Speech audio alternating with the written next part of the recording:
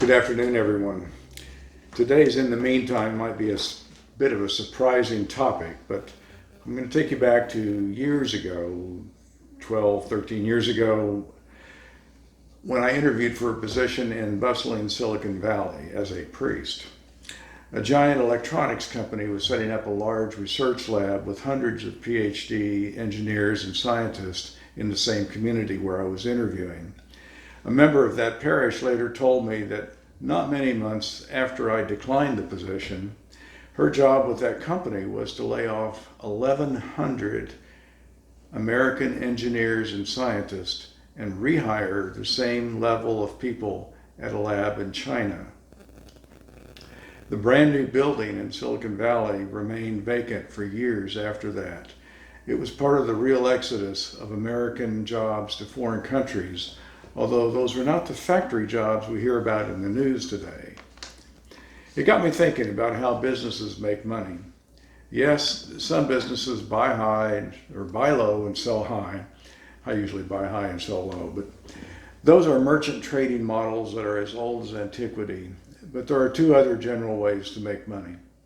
One way is by creating something new as a product or service. The other way is to move operations around the world to take advantage of lower labor cost, which is also, by the way, as old as the Old Testament. To be fair, most large companies operate in both modes, creating things and moving operations around. I have always favored the type of business or church that creates things.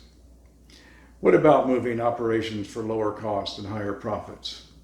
The end game of seeking lower labor cost is, of course, total automation. The factories will automate first. Full disclosure, I designed software to automate a giant Korean manufacturing operation in the 1990s. The software, after it was implemented, led to the layoff of 13,000 workers in 5 plants. We'll dive into that another day. But design and engineering is still part creativity and part engineering drudgery. It's hard to automate that. So the companies find the lowest cost engineering they can. Most consumer level software on big platforms is built in Asia or India today. You can draw your own conclusions about software quality. When a company moves away from their home country, they send two messages. To the workers in the home country, the message is, you're expendable. We, the board and management, don't care about you. You can find another job. To the workers in the new country, the message is, you're expendable. We will squeeze every last penny out of you. And they do.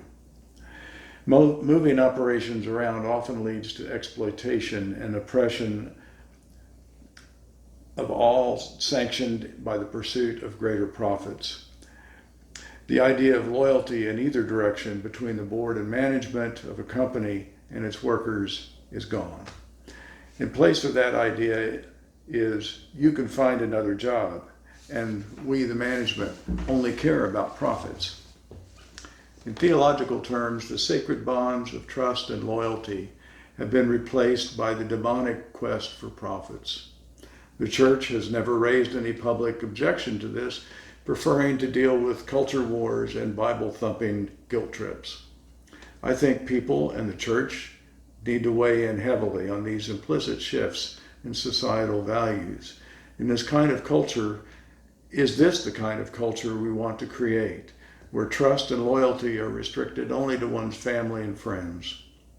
Those who try to live by the lessons of the Old and New Testaments strive to build communities of justice, where fairness, trust, and truth are the goals for creating the best company, the best community, and the best society.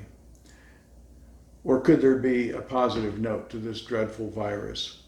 Could the 8 billion of us on this planet begin to learn that we share this planet? We share the air we breathe, we share the water we drink. We're literally all in this together. Could management and workers learn that without trust and loyalty, we will end up fighting, and that the most profitable corporation is not necessarily the best corporation? You can call me a dreamer.